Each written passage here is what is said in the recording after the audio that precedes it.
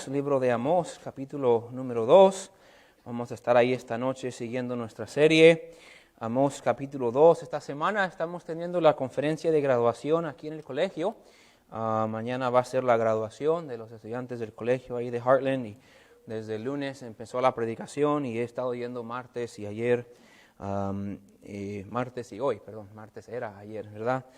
Y este año es algo interesante porque están predicando 7 hermanos, ninguno de los 7 son pastores, pero cada uno de los 7 ya ha pastoreado por más de 30 años, son pastores que ya pastorearon algunos 40, 43 años y han entregado sus iglesias y ahora están viajando, predicando en diferentes iglesias. Y ha estado muy interesante, ellos están básicamente compartiendo su sabiduría con los pastores jóvenes, con los estudiantes, y ha sido muy interesante, ha sido una bendición. Una cosa que yo hago cuando voy así, me encanta escuchar la predicación, estar ahí, pero una cosa que noté mientras estoy sentado ahí escuchando predicación, es cuánta gente tiene su teléfono afuera durante la predicación. Y de repente miro para acá y para allá, y ahí está gente con su teléfono texteando, mirando cosas, y yo dije, yo estoy seguro que en nuestra iglesia nadie hace eso. Amén. Y después miré cuántos aún pastores, sus niños de 7, 8, 10, 12 años están así en las nubes, ni siquiera prestando atención al mensaje, y los papás ni les importa. Ni les importa que sus hijos no presten atención, no les obliguen que se sienten quietos. Cuando la gente para a cantar, los hijos están sentados. Cuando los estamos sentados, los hijos están parados. Y yo digo, wow, cuando uno está predicando, está en el momento de predicar y ni siquiera ve eso. Yo no veo eso en nuestra iglesia. Yo creo que nadie lo hace, amén. No. Entonces, bueno, pero hice notas ayer. Dije, voy a mencionar eso aquí en nuestra iglesia porque queremos tener una iglesia que cuando es tiempo de predicar, no importa quién está predicando, no es porque el pastor sea alguien o el invitado o el misionero o un hermano, pero estamos mirando la palabra de Dios. Y es algo serio, y si queremos criar a nuestros hijos que tomen en serio la palabra de Dios, lo primero empieza es que cuando están en el servicio, prestan atención.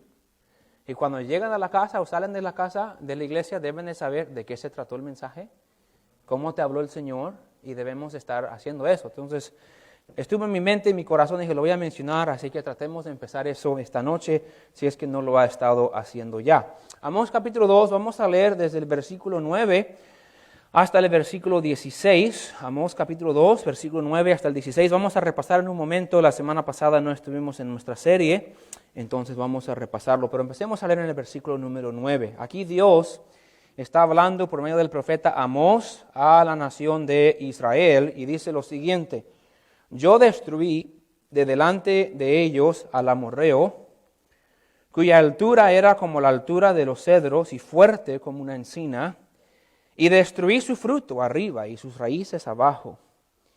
Y a vosotros os hice subir de la tierra de Egipto y os conduje por el desierto 40 años para que entraseis en posesión de la tierra del amorreo.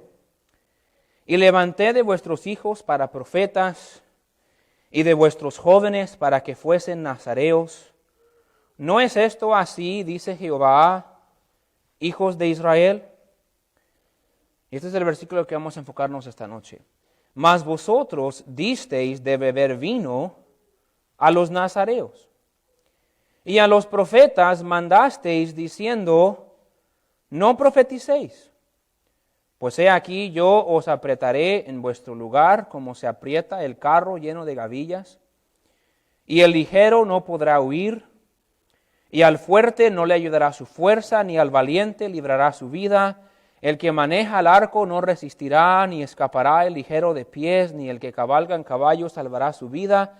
El esforzado de entre los valientes huirá desnudo aquel día, dice Jehová. Vamos a orar y mirar juntos el pasaje esta tarde. Gracias, Señor, le damos por poder estar aquí. Gracias por su palabra, gracias por Amós, por lo que él predicó en aquel día y cómo él proclamó con valentía al pueblo de Israel, sabiendo que era un mensaje difícil, sabiendo que era un mensaje duro de recibir, pero era un mensaje que venía de usted, y él compartió con el pueblo de Israel lo que usted quería que compartiera con ellos. Pido que me ayude a mí a siempre tratar de ser ese predicador, de predicar ni más ni menos de tu palabra. Ayúdenos a todos a recibirlo, a aplicarlo a nuestra vida. Pido que usted permita que este sencillo principio que miraremos esta noche, Señor, sea de ayuda y de beneficio a nuestra vida espiritual. En nombre de Jesús te lo pedimos. Amén. Pueden sentarse. Gracias por estar de pie.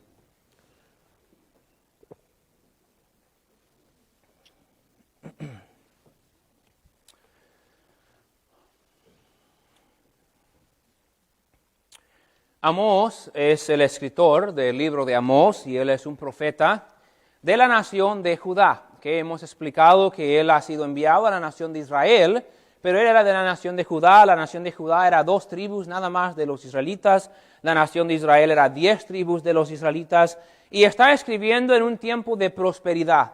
La nación de Israel tiene paz militar, tiene prosperidad económica que no se ha visto desde los días de Salomón. Entonces, en Israel, a la parte de afuera, si fueras a mirarlo nada más, dirías, es un país próspero, donde hay mucha religión, donde hay paz militar, donde hay economía. Estaban en un tiempo donde los israelitas estaban prosperando, estaban contentos, había dinero, había gozo, había tranquilidad. Y Dios manda a Amós a decirle, paren un momento. Las cosas no están tan bien como ustedes piensan. Ellos habían tomado esa prosperidad y esa paz y esa religiosidad como la bendición de Dios, pero ellos saben que no están viviendo como Dios desea que vivan. Entonces Amós viene a un pueblo próspero y un pueblo abundante, y Amós viene a decirles, si algo no cambia, lo que va a cambiar es esta paz, esta prosperidad, porque si ustedes no se arrepientan y vuelven hacia el Señor, Dios los va a destruir. Y lo leímos en los últimos versículos de capítulo 2, donde Dios le dice, el ligero no se va a escapar, el fuerte no se va a escapar, el valiente no se va a escapar, mi juicio va a venir y todos van a caer bajo mi mano juzgadora. Ese es el mensaje que Amós, el profeta de Judá, viene a darle a la nación de Israel. Miramos al principio de capítulo 1 y 2 que Dios comienza hablando de juicio para otras naciones. Y habló de 7 naciones que Él iba a juzgar, y aunque cada uno era por razón diferente, y explicamos que todo tenía que ver con lo mismo. Dios los va a juzgar por haber oprimido a su pueblo. Y miramos cómo estos pueblos habían maltratado a la nación de Israel, y Dios había sido paciente con ellos y había sido misericordioso con ellos, pero ahora han pecado y han pecado y han pecado, y Dios manda a Amós a decirle a la nación de Israel, yo voy a destruir a Edom, y yo voy a destruir a los amorreos, y yo voy a destruir a los egipcios y a los filisteos. Yo voy a destruir a estos pueblos porque los han maltratado a ustedes. Y podemos imaginar en Israel, cuando Amós predica de todos los pueblos que Dios va a juzgar, que escucharíamos un canto de júbilo. ¡Yay! Pero después Amós dice, pero también el juicio de Dios vendrá contra ustedes, porque ustedes se están oprimiendo a ustedes mismos.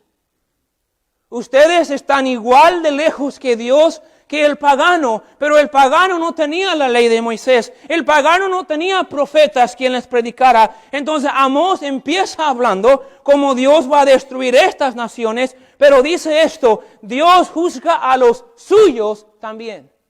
Y fue lo que miramos hace 2 mensajes. Muchas veces como cristianos nosotros estamos pensando en el homosexual y en el violador y en el asesino y el borracho y el drogadicto y aquella persona vagabunda que vive para ellos y cómo Dios los va a juzgar. Y sin duda, si ellos no se arrepientan un día, todos vamos a compadecer ante el trono de Cristo y todos vamos a ser juzgados por lo que hemos hecho. Pero el cristiano también va a ser juzgado.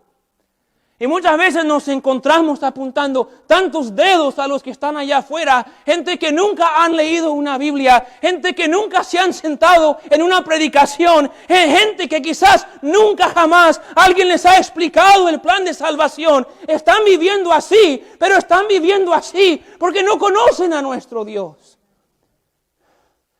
Pero nosotros que nos venimos bien perfumados y decorados a la casa de Dios, nos sentimos mejores.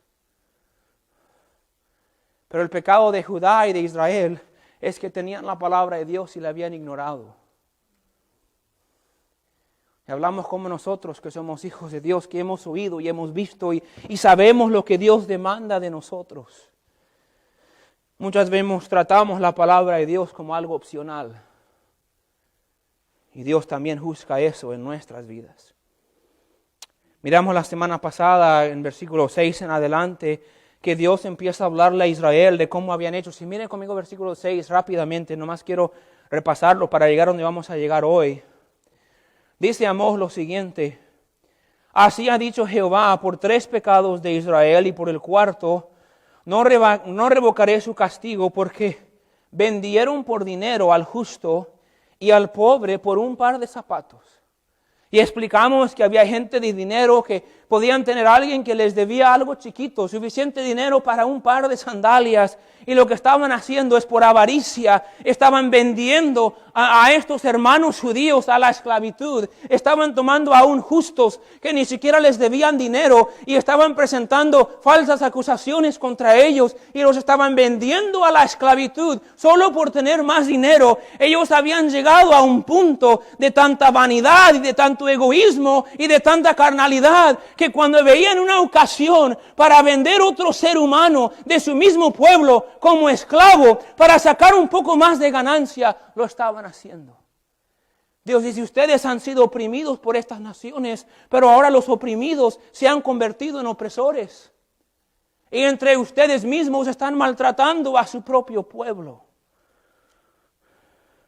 Versículo 7 habla cómo se aprovechaban de los desválidos y de los pobres y cómo los pisoteaban y los engañaban. También en versículo 7 habla cómo el hijo y el padre se acostaban con la misma joven, y explicamos esto hace 2 semanas, que lo que estaban haciendo es que un padre dueño de casa y su hijo, que sería el heredero a sus riquezas, tomaban una sierva, una criada, y demandaban que ella se acostaba teniendo relaciones con ellos, y si ella no lo hacía, perdía su trabajo y la soltaban de su trabajo. Entonces, para mantenerla ahí y para darle un poquito de sueldo, se aprovechaban de ella. Todo esto estaba pasando entre el pueblo de Dios. Dios dice cómo se están maltratando entre ustedes mismos, y al final del versículo 7, al final lo dice: están profanando mi santo nombre. Se olvidan que ustedes me representan a mí. Y lo que están haciendo ustedes, lo están haciendo los paganos, y están viviendo como aquellos. Y al que están haciendo ver mal es mi nombre, y mi nombre es santo. Y ustedes son mi pueblo, que he llamado a ser santo. Pero por su inmoralidad están profanando, están avergonzando el nombre mío, que es de un Dios que soy santo. Entonces Dios dice: por eso tengo que juzgarlos. Pero antes de hablar de su juicio, versículo 9 al 11, Dios les recuerda de dónde llegaron. Paremos un momento. ¿Cómo cayeron tan lejos? Y explicamos eso también hace 2 semanas. ¿Cómo cayeron tan lejos de ser un pueblo que están vendiendo a la esclavitud a su prójimo? Imagínenlo aquí. Imagínense usted tiene una compañía de roofing y le presta $50 a un trabajador, y ese trabajador no le paga y va y le mete una demanda que lo va a meter a la cárcel por 5 años a su propio agente mexicano. ¿Se imagina que dirían: este no es de la raza? Amén. Bueno, algo así tan chiquito es lo que estaban haciendo. Estaban aprovechándose de jovencitas judías. Había tanta inmoralidad y pecado. ¿Cómo cayeron hasta ese punto? Y explicamos que lo que pasó es que llegaron a ser ingratos con lo que Dios había hecho.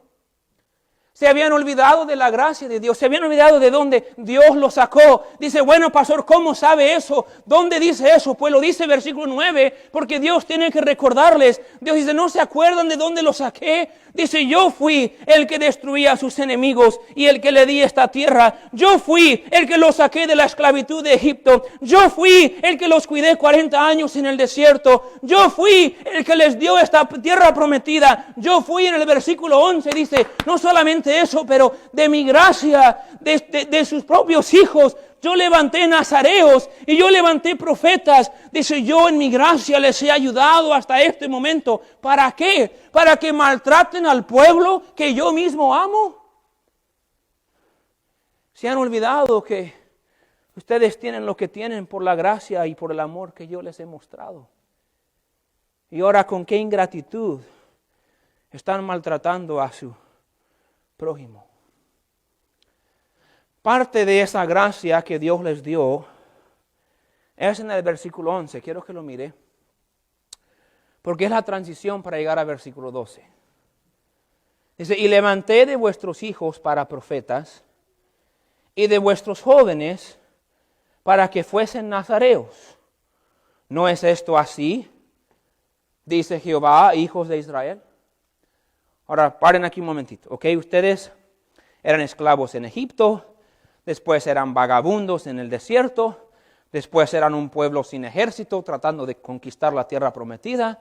Yo los saqué de Egipto, yo los cuidé en el desierto, yo les di esta tierra prometida, pero no solamente eso. Yo escogí a ustedes para ser mi pueblo escogido y he levantado entre vuestros hijos siervos especiales. Ahora, ¿cuántos quieren que sus hijos en una manera u otra sean especiales?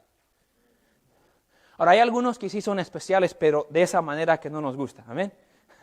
Ay, este hijo es bien especial, es como bien rebelde o bien como su mamá. Algo así.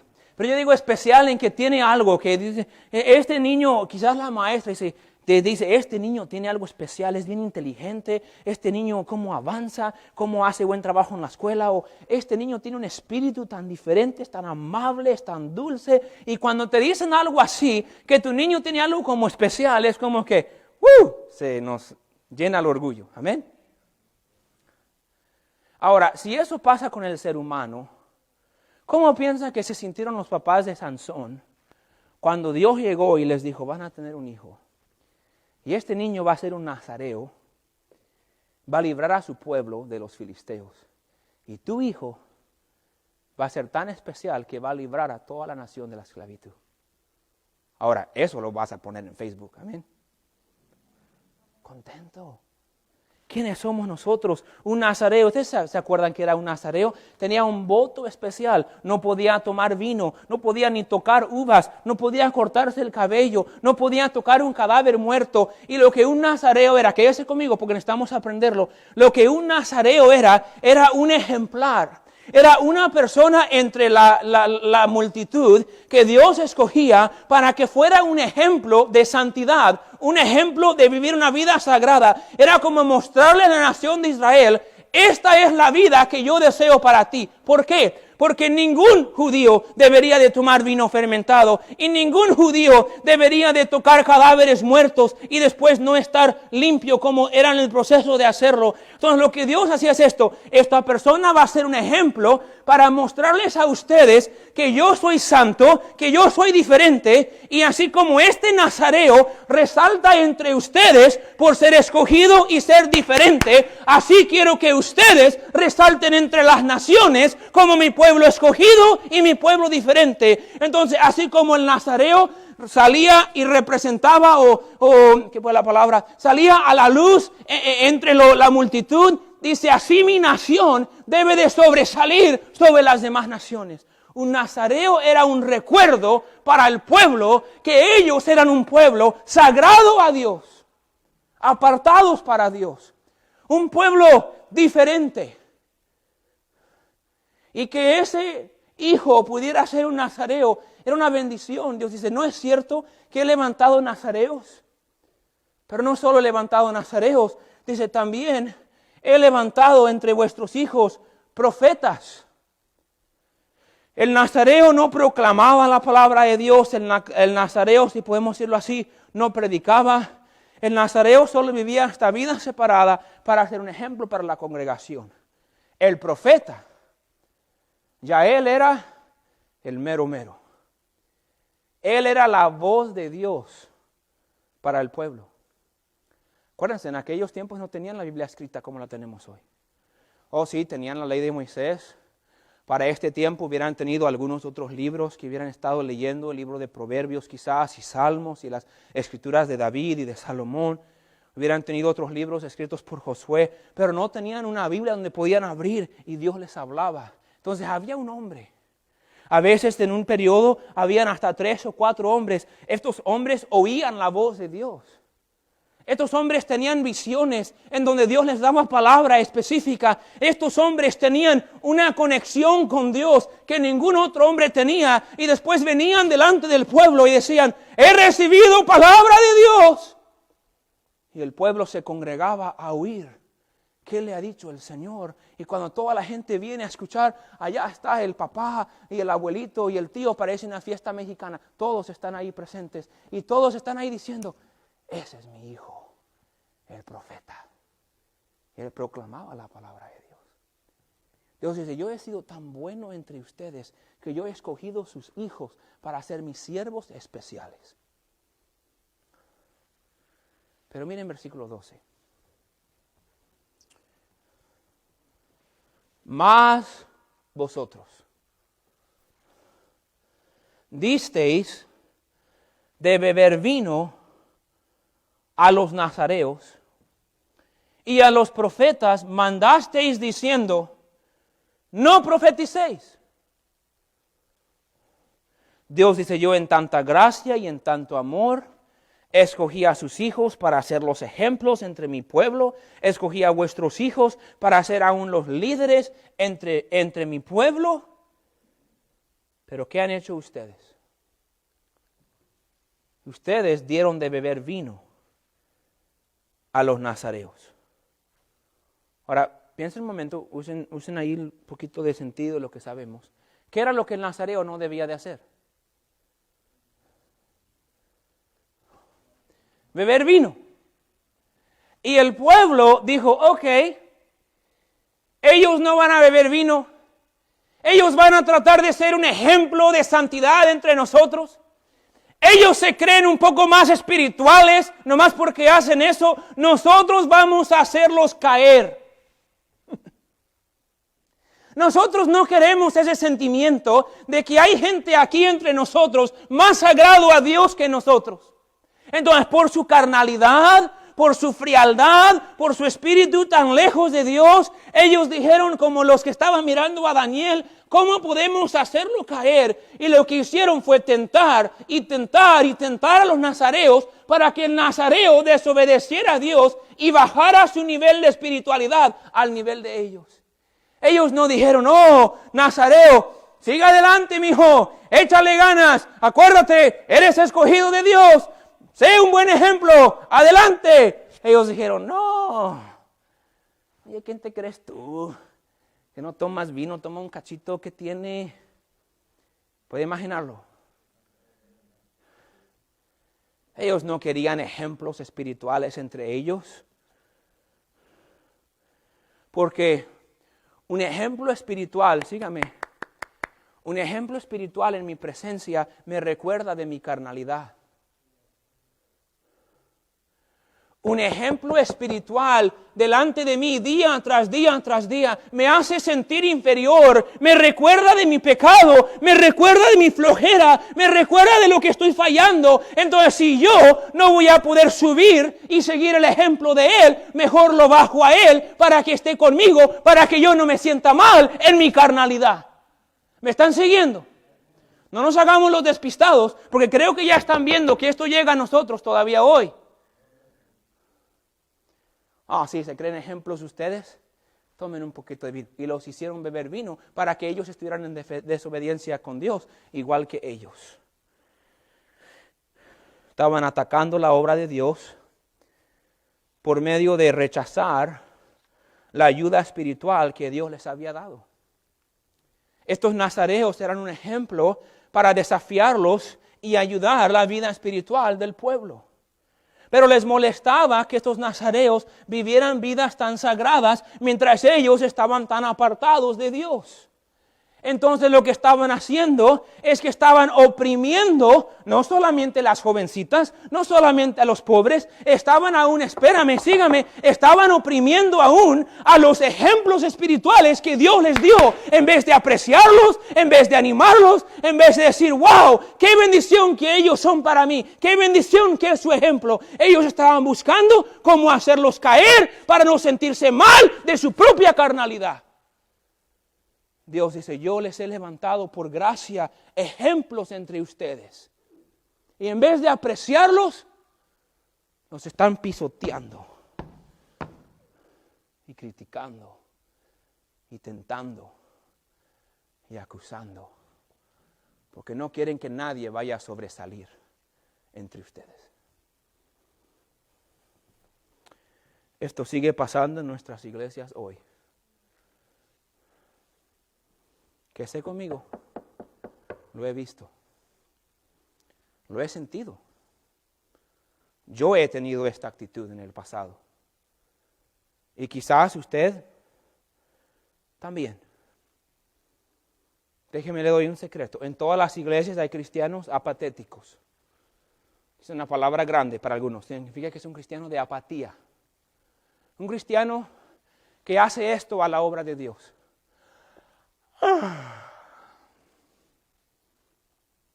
¿Qué piensas tú de Dios y de servirle y de estar apoyando y presente y sirviendo? ¿Qué piensas de eso? Déjame te digo qué pienso. La definición que un comentario dio. Dijo carnalidad o frialdad espiritual es un, ¿cómo le llaman? Bostecear, ¿verdad? Es un bosteceo en la cara de Dios. Es decirle, Dios, las cosas tuyas no me interesan. En cada iglesia hay gente así. Ok, vamos a ser más específico. En nuestra iglesia hay gente así. Todos nosotros en algún tiempo hemos sido así. O ya podemos decir un poquito más de amén. Todos nosotros en algún tiempo hemos sido así. Y cuando nos damos cuenta que nosotros somos así, el Espíritu Santo nos dice, ¿por qué? Nos pica por mensajes, nos pica si leemos nuestra Biblia, nos pica a veces en un anuncio, nos pica cuando viene un predicador invitado, nos pica cuando pasa el plato de la ofrenda. El Espíritu Santo nos dice, ándale. Entonces, si estamos en lo espiritual, vemos otra gente y decimos, mire qué ejemplo que son ellos.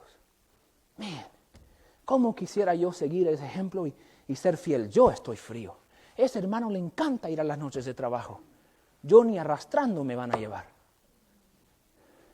Esa hermana le encanta servir. Sirve en el coro, sirve en la guardería, sirve en las clases, sirve arroz, sirve frijoles, sirve menudo.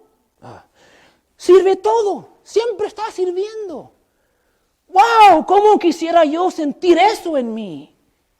Lo que deberíamos de sentir. Pero cuando andamos en la carne no sentimos eso. Sentimos, ¿quién se cree que es ella?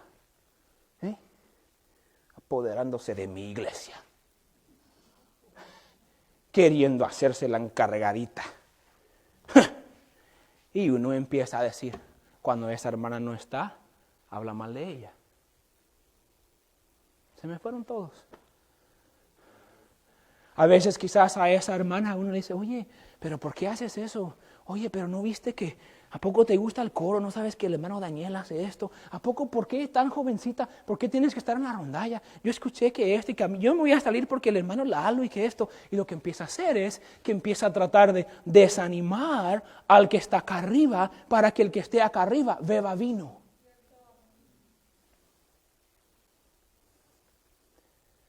Porque si esta persona está como resaltando como un ejemplo, eso a mí me carga.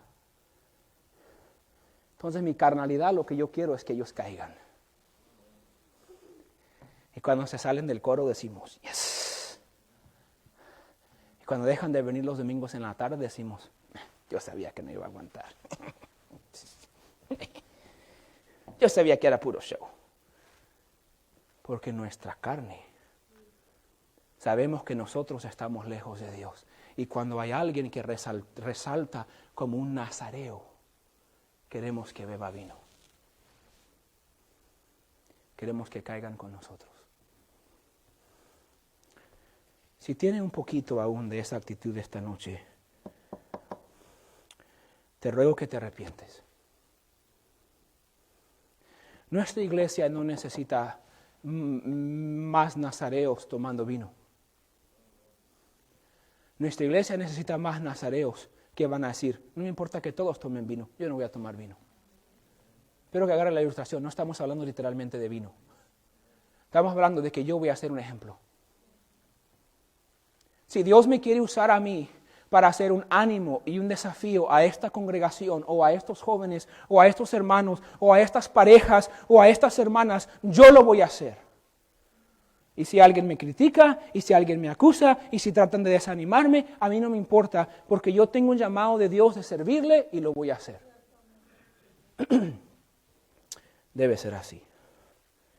Si usted tiene ese espíritu, tenga cuidado.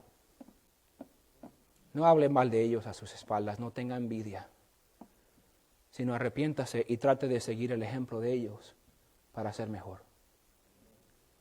Pero no solamente estaban rechazando el ejemplo, estaban rechazando aún los líderes espirituales. Miren el resto del versículo 12.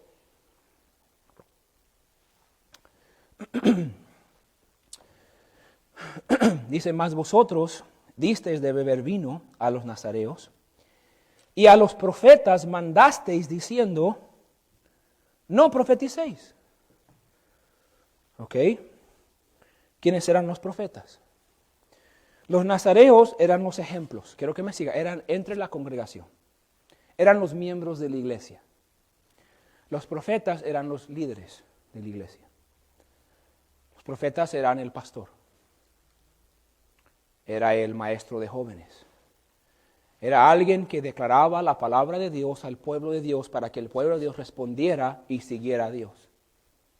Ese es el propósito de cada enseñanza. ¿Sabe por qué las hermanas enseñan a los niños o los maestros a los jóvenes? Es para que ellos reciban la palabra de Dios, lo apliquen y lo sigan. Bien sencillo. Cualquier persona que hace eso, cualquier persona que enseña así, tiene liderazgo espiritual. Pero esta gente estaba tan fría que no querían oírlo.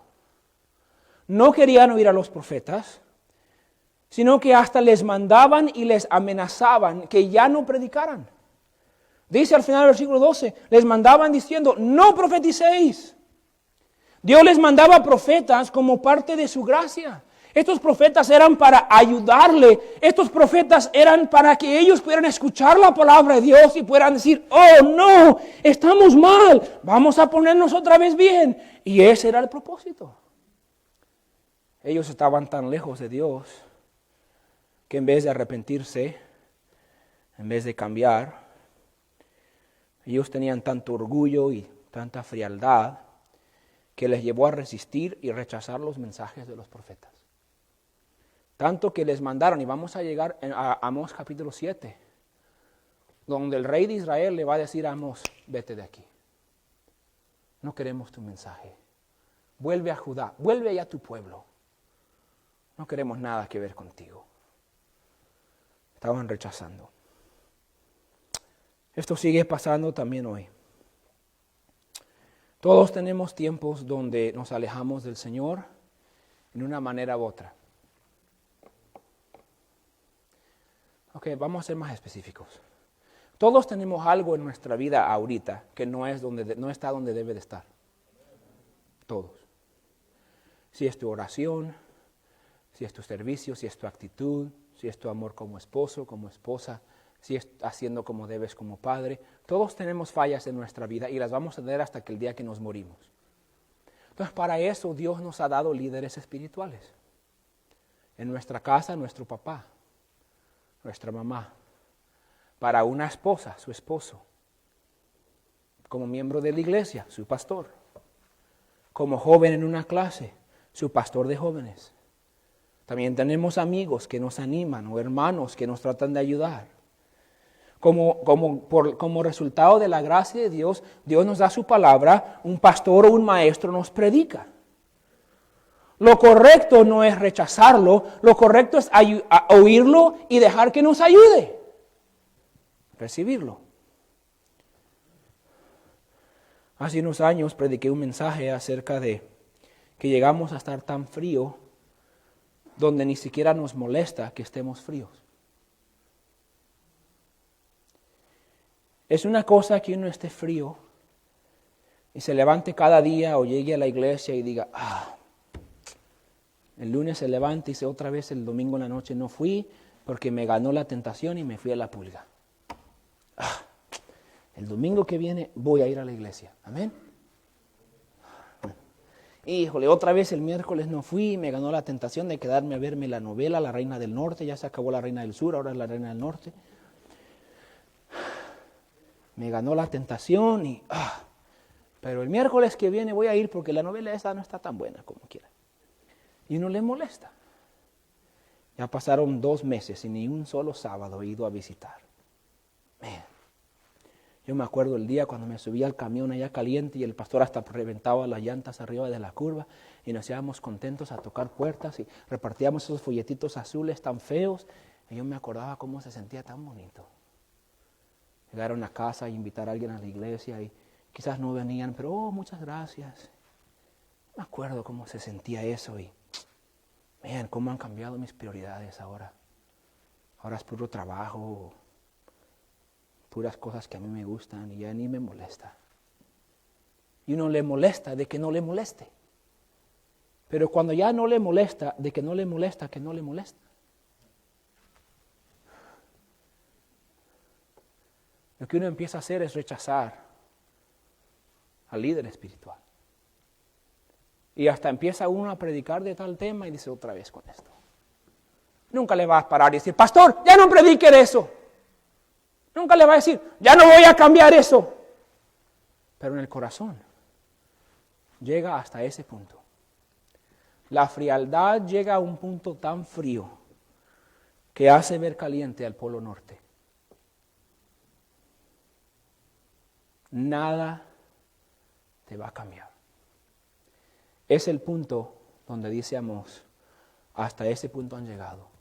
Porque Dios les ha dado nazareos y profetas y en vez de apreciarlos y en vez de ayudarlos y en vez de apreciarlos, lo que están haciendo es que los están mirando como estorbo, los están menospreciando, hasta los están oprimiendo por su frialdad espiritual. ¿Cómo está tu vida esta noche? ¿Cómo miras a esos nazareos que están en nuestra iglesia? ¿Cuál es tu actitud hacia la predicación? Déjame te pregunto esto, ¿eres un nazareo? ¿Deberías de serlo? ¿En un tiempo fuiste uno? Yo le puedo decir nombres de hermanos que en un tiempo fueron ejemplos en nuestra iglesia, que ahorita ni siquiera vienen, si acaso el domingo en la mañana. Y hay otros que todavía vienen, pero no son ni una sombra de lo que un día fueron. Eso no es algo de que estar orgulloso. Eso es algo que debe llevarnos a doblar nuestra rodilla y poner nuestro rostro en tierra y decir, Señor, estoy fallando. ¿Cómo está tu actitud hacia mí? Hacia este libro, hacia las predicaciones. Si yo fuera a ir a su casa esta semana y decirle, hermano, está fallando. Y vengo porque lo amo y vengo a decirle que algo no está bien en su vida y necesito que le eche más ganas a servir al Señor porque usted no está siendo un buen ejemplo ahorita. ¿Cómo lo va a recibir? ¿Quién se cree el pastor? ¿Por qué no fue a visitar a aquel hace menos que yo? Párale, ¿qué te importa aquel? Aquel no va a estar cuando te paras delante de Cristo. Vas a estar tú y Cristo. Y mi deber como pastor es motivarte que seas lo que Dios quiere que seas. Pero si has llegado al punto donde aún por un momento vas a rechazar o vas a decir, bueno pastor, pues esto, pero ¿sabes que no me gusta de ti? Espérame un momento, cuando usted quiera venir a visitarme, venga a visitarme. Pero no defienda lo que usted está haciendo mal con tratar de decir, pero usted tampoco es perfecto. No, yo no soy perfecto. Pero estamos aquí para motivar el uno al otro. Y usted no puede llegar a un momento tan frío donde no vas a dejar que nadie te ayude. Porque estás en un punto demasiado peligroso. Siempre debes de tener ese corazón enseñable y dispuesto y listo para decir, ¿sabe qué, pastor? Es verdad, estoy fallando. A mí antes nunca me hubieras visto faltar un domingo en la tarde o un miércoles. Nunca hubiera pasado tanto tiempo sin ir a visitación. Nunca hubiera pasado tanto tiempo sin servir en un ministerio. Nunca me hubieras visto llegando tarde y saliendo corriendo. Es verdad, mi corazón se ha enfriado. Gracias por desafiarme, pastor. Voy a tratar de hacer mejor. Y si me ve que sigo fallando, por favor, venga a visitarme otra vez. Porque yo lo necesito. Esa debe ser nuestra actitud. Y si no lo es, no es que Dios se había enfriado, no es que los profetas ni los nazareos no estaban haciendo lo que deben. El reclamo de Dios es para el pueblo. Él dice, yo en gracia, por mi gracia, les di ejemplos y les di líderes. Y ustedes los oprimieron. en vez de recibirlos y dejar que fueran de ayuda, los miraron como tropiezo y los maltrataron. Y por eso dice, el ligero no va a huir, el fuerte no se va a escapar, todos van a ser juzgados porque han rechazado la ayuda espiritual que yo les he mandado. No lo rechace, aprécielo y trate de ser uno. Vamos a ponernos de pie.